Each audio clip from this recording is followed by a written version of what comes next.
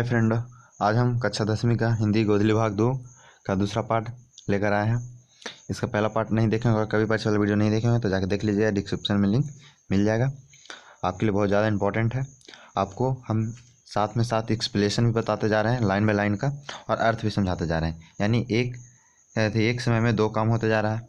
आपको दूसरा बार फिर से एक्सप्लेनेशन करने के लिए देखना नहीं पड़ेगा, समझना नहीं पड़ेगा कि एक्सप्लेनेशन कैसे किया जाता है, यानी कि व्याख्या कैसे किया जाता है वाक्य को। ठीक है, किसी दे दिए किसी पद को, उसको व्याख्या करने के लिए बोल दिया तो कैसे व्याख्या करेंगे वो भी इसमें बताते चलेंगे साथ साथ, और उसके साथ साथ अर्थ भी बताते चलेंगे। ठीक है, तो इसलिए आप इस वीडियो को देखिएगा। इस चैनल पर यदि आप चाहते हैं कि हिंदी का अच्छे से तैयारी करें तो इस चैनल को अभी से जल्दी सब्सक्राइब करें और बेल आइकन नोटिफिकेशन ऑन कर दें, ताकि जो भी वीडियो अपलोड करें सबसे पहले आप तक पहुँचे। ठीक है, तो चलिए वीडियो को देर न करते हैं और वीडियो को शुरू करते हैं। आप इस वीडियो को जितना हो सके लाइक कीजिएगा, शेयर कीजिएगा और इस चैनल को सब्सक्राइब कीजिएगा। ठीक है, तो चलिए हम वीडियो को शुरू करते हैं और देखते हैं कि दूसरा पार्ट में क्या है। ठीक है, तो चलिए दूसरा पार्ट में ये रहा आपके सामने।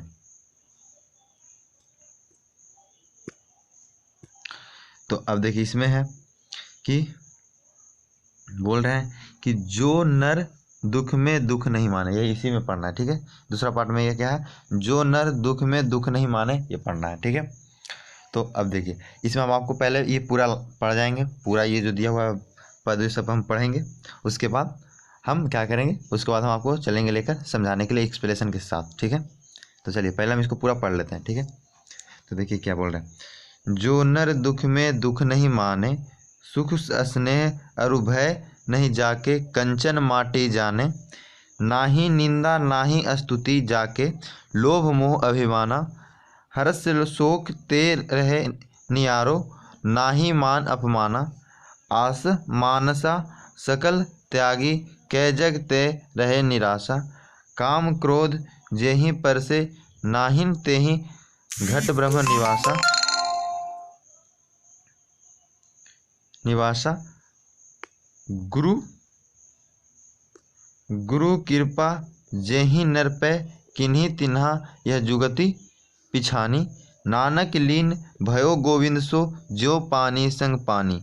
ठीक है, ये हम लोग क्या किए, पढ़ लिए। अब इसका हम चलते हैं, देखते हैं सबका अर्थ और लाइन बाय लाइन का एक्सप्लेनेशन, यानी लाइन बाय लाइन का व्याख्या। ठीक है, तो चलिए आपको दिखाते हैं। ठीक है, आपको एग्जाम में बहुत काफ़ी मददगार साबित होगा ये वीडियो, कैसे लिखना है इस तरीका भी इसमें बता दिए हैं। ठीक है, चलिए देखिए पहला लाइन क्या है कि जो नर, एक मिनट, हाँ, जो नर दुख में दुख नहीं माने, सुख स्नेह अरु भय नहीं जाके, कंचन माटी जान, इसकी है। ठीक है, अब इसकी व्याख्या हमको दे दिया एग्जाम में कि इस लाइन को व्याख्या करें। तो पहले क्या लिखेंगे हम लोग, पहले लिखेंगे प्रस्तुत काव्य पंक्तियां हमारी पाठ्य पुस्तक से जो नर दुख में दुख नहीं माना नामक काव्य पाठ से ली गई है। ठीक है, इन पंक्तियों का देखिए इसमें लिख देंगे कि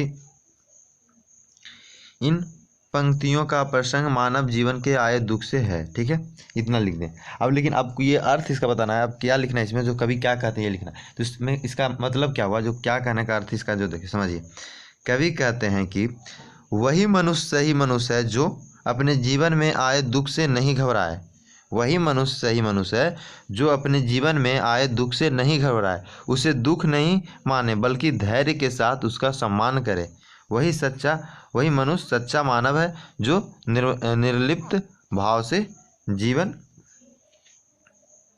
जीवन जिए, सुख स्नेह और भय तीनों स्थितियों में जो विकार रहित और निर्भय होकर रहे, जो सोना को भी माटी समझे, वही सच्चा इंसान है, वही ईश्वर के निकट है, वही मायावी जगत से दूर है। ऐसे मनुष्य से ही इस धारा का कल्याण संभव है। इन पंक्तियों में गुरु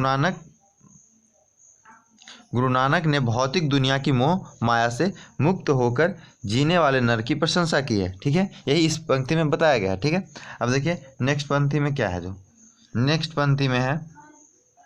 पंक्ति में है नाही निंदा नाही स्तुति जाके, लोभ मोहे अभिमाना। ठीक है, हर्ष शोक ते रहे नियारो, नाही मान अपमाना, इसकी व्याख्या करना, इस पंक्ति की व्याख्या करना। ठीक है, यानी इस पंक्ति में क्या कहा जा रहा है जो बताते हैं। चलिए पहले तो आप दे दे व्याख्या करने के लिए तो आप ये पहले लिख दीजिए कि प्रस्तुत पंक्ति हमारी पाठ्य पुस्तक के जो नर दुख में दुख नहीं माने नामक काव्य पाठ से ली गई है। ठीक है, इतना लिख देंगे, आपको 2 नंबर मिल जाएगा, 5 नंबर का रहेगा तो, और 3 नंबर का रहेगा तो 1 नंबर मिल जाएगा। ठीक है, इतना ही लिखने पर। ठीक है, तो उसके बाद बता देंगे कि इन पंक्ति में प्रसंग धनुष की सद्विचारों से जुड़ा हुआ है। फिर उसके बाद देखिए इस पंक्ति में कवि क्या कहना चाहते हैं, जो देखिए इसमें कवि में क्या कहना चाहते हैं कि जो मनुष्य निंदा और स्तुति के बीच समभाव से जीता है, जो लोभ मोह अभिमान से मुक्त है, हर्ष और शोक के निकट रहकर भी जो अशोक के रूप में जिए, जिसे मान अपमान की चिंता नहीं हो, वह सच्चा मानव है, महामानव है। इन काव्य पंक्तियों में गुरु नानक ने महामानव के लक्षणों की ओर हमारा ध्यान आकृष्ट किया है और उन्हें इस मायावी लोक से निर्लिप्त भाव से जीने वाले कर्मवीरों की प्रशंसा की है, उनके गुणों को बताया है। ठीक है, उन्होंने बताया कि जो भी चिंता नहीं कर, जो सच्चा मानव वही है जो कि जिसे अशोक के रूप में जिए, जो कि मान अपमान की चिंता ना करे, वही सच्चा मानव महामानव। इन काव्य पंक्तियों में गुरु नानक ने महामानव के लक्षणों को और हमारा ध्यान आकृष्ट किया, ध्यान भर दिया है कि ध्यान दिलाया कि देखिए ये ऐसे होते हैं। ठीक है, महामानव। ठीक है, चलिए नेक्स्ट पंक्ति में क्या बोल रहे हैं, जो देखिए नेक्स्ट पंक्ति में बोल रहे हैं, आशा मनसा सकल त्याग के जगते रहे निराश, काम क्रोध जेहि पर से चाहिन की घट बरा निवास। इसकी व्याख्या करने के लिए बोल रहे हैं। व्याख्या करने के लिए बोलेगा तो बस यही लिख देंगे, प्रस्तुत काव्य पंक्ति हमारी पाठ्य पुस्तक से जो नर दुख नहीं माने काव्य पाठ से ली गई। इस पंक्ति में प्रसंग मनुष्य के सतीत्व जीवन के से जुड़ा हुआ है। ठीक है, अब इस लाइन में क्या कहना चाहते हैं, इस लाइन सब ये जो पंक्ति इसमें क्या बताना चाहते हैं कभी जो देखिए बताते हैं, उसका दो भी लिख देना क्या कहना चाहते हैं।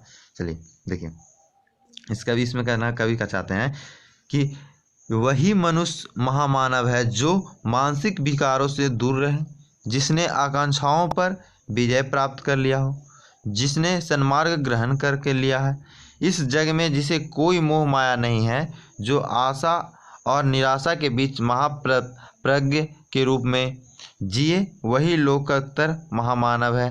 काम क्रोध जिसे स्पर्श नहीं कर सका हो, उसी के घर में कंठ में ब्राह्मण निवास करते हैं। कहाँ, जहाँ काम क्रोध आदि क्वेश्चन भी आता है सब्जेक्ट में, याद देखिए ध्यान दीजिए, मानव ब्रह्म कहाँ निवास करते हैं, जहाँ काम क्रोध जिसे स्पर्श नहीं करे, यानी काम क्रोध वहाँ पे, यानी कि क्रोध और काम वहाँ पे जिस पे स्पर्श नहीं करे वहाँ पे नहीं आए। ठीक है ना, क्रोध है ना काम आदि काम है, उसी को वहाँ सके वो उसी घर में, यानी उसी घर में जिस घर में क्रोध काम, यानी जिस घर में ज़्यादा लड़ाई झगड़ा ना हो, क्रोध गुस्सा गुस्सी ना हो, उसी घर में क्या होता है, कंठ में ब्रह्म निवास करते हैं, उसी घर के कंठ में ब्रह्म निवास करते हैं। कहने का ढूंढ भाव यह है कि संसारिक से जो मुक्त होकर जीवन जीता है, वही ब्रह्म के निकट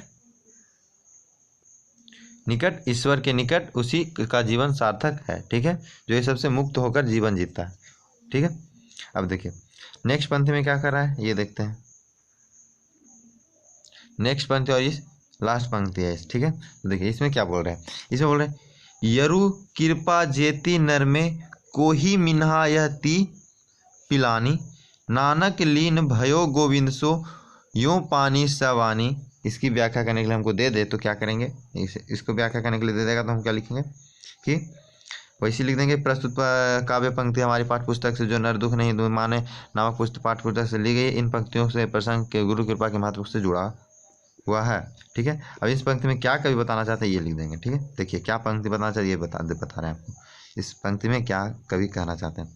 तो इस पंक्ति में कवि कहना चाहते हैं कि जिस मनुष्य पर गुरु कृपा हो जाती है, उन्हें जुगाती की क्या ज़रूरत है, उसे किसी प्रकार के उपाय करने की यत्न करने की ज़रूरत नहीं पड़ती है। यानी कि जिस पे गुरु की कृपा पड़ जाती है उसके फिर किसी बात की टेंशन नहीं रहती है, किसी बात की डर नहीं रहती है, उसका हमेशा कल्याण होता रहता है, इससे किसी बात की दिक्कत नहीं होती है, जिस पे गुरु की कृपा हो जाती है। ठीक है, यही बता रहे हैं इस पंक्ति में। और देखिए क्या बोल रहे हैं, और बता रहे हैं कि गुरु नानक पर गुरु की कृपा का ही प्रभाव है कि वे गोविंद यानी ईश्वर का साक्षात्कार प्राप्त कर सकें। बोल रहे हैं गुरु नानक जी कि गुरु की कृपा का ही प्रभाव है, गुरु नानक पर गुरु की कृपा का ही प्रभाव है जो गोविंद यानी कि ईश्वर का साक्षात्कार प्राप्त कर सकें। जिस प्रकार पानी में पानी को मिलाने पर कोई विकार नहीं दिखता है, बल्कि दोनों एक तत्व में रूप से क्या होते हैं, एक तत्व में रूप में दिखते हैं, दोनों पानी में एक समान दिखते हैं। ठीक उसी प्रकार आत्मा परमात्मा का भी मिलन होता है, जो दोनों के रूप में या रंग का अंतर नहीं होता है, दोनों मिलकर एकाकर एक रंग एक रूप को प्राप्त कर लेते हैं। यानी कि कहने का मतलब हुआ कि जिस प्रकार से पानी और क्या बोल रहा है, जिस प्रकार से पानी में पानी को मिला दिए, पानी में पानी को मिला देंगे तो पता चलेगा क्या है, कौन पानी का, भाई कौन गिलास का पानी है, ये कौन गिलास का पानी है, 2 गिलास है उसको पानी 1 लोटा मिला देते हैं तो कौन पता चलेगा कौन गिलास का कौन पानी है, इसमें नहीं पता चलेगा, क्योंकि एकदम एकात्म में रूप हो जाता है, एकदम एक जैसा हो जाता है। उसी प्रकार से दोनों पानी के एक समान दिखने, ठीक उसी प्रकार से आत्मा और परमात्मा का भी मिलन होता है। दोनों का रंग, रूप या रंग का अंतर नहीं होता है, दोनों मिलकर एक आकर का रंग एक रूप से प्राप्त कर लेते हैं। ठीक है, इस प्रकार से इन काव्य पंक्तियों में गुरु महिमा, ईश्वर भक्ति और आत्म परमात्मा के रूपकार पर सूक्ष्म प्रकाश डाला गया है। ठीक है, इसी पंक्ति में इतना ही बताया गया है और आपको इस वीडियो में आपको इस चैप्टर कंप्लीट हो गया, फुल्ली कंप्लीट हो गया एक्सप्लेनेशन, यानी कि पूरा अच्छा तरीका से इसमें अर्थ सबका बता दिए हैं। अब इसका नेक्स्ट वीडियो में ऑब्जेक्टिव लेकर आएंगे, इस चैप्टर का क्या लेकर आएंगे, ऑब्जेक्टिव लेकर आएंगे, जो आपके एग्जाम के लिए काफ़ी इंपॉर्टेंट होगा। क्या होगा, काफ़ी मोस्ट इंपॉर्टेंट होगा। आप उस वीडियो जरूर देखिए ऑब्जेक्टिव वाला, और ये वाला एक्सप्रेशन वाला देख लीजिएगा तो आपको ऑब्जेक्टिव करने में आसानी होगा। अब यदि तीनों वीडियो देख लिए होंगे, कवि परिचय और पार्ट 1, ये पार्ट 2 वीडियो है, ये देख लीजिएगा। उसके बाद आप ऑब्जेक्टिव जो भी करिएगा उसमें सब में सब मारिएगा। ठीक है, जो भी आपसे ऑब्जेक्टिव होगा आपको ऑब्जेक्टिव करने में मजा आएगा, इसलिए आप पहले वीडियो नहीं देखोगे तो ये जाके पार्ट वाला वीडियो देख लीजिए, उसके बाद ऑब्जेक्टिव वाला देखिएगा। नेक्स्ट वीडियो में ऑब्जेक्टिव लेकर आएंगे। ठीक है, तो चलिए इस वीडियो में इतना ही।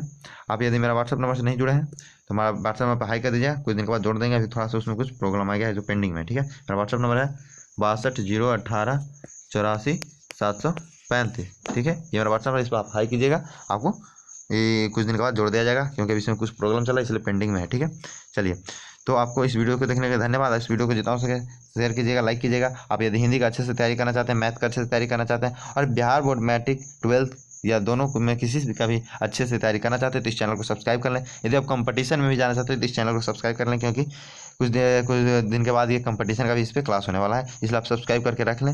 ये आपके लिए चैनल वरदान साबित होगा। इसके वीडियो को देखने के लिए थैंक्स फॉर वॉचिंग।